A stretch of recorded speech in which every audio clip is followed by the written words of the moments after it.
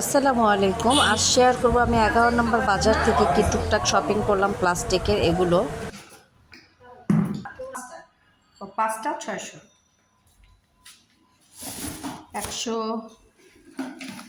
130, jug 150, 100, এই হিজাবের pin 100, 150 টাকা দাম। এটা নিলাম হচ্ছে 110 টাকা। এটা স্কোয়ার প্লাস্টিক, এটার দাম লেখা 890, নিয়েছে 550। 20 টাকার এটা কিনেছি 80 টাকা দিয়ে। ব্লু কালার বাস্কেটটার দাম ছিল 980 টাকা, ওইটা আমরা কিনলাম 680 টাকা দিয়ে। এটা কিনেছি 120 টাকা করে, এটা টোন কোম্পানির। কিনলাম এটা 280 টাকা।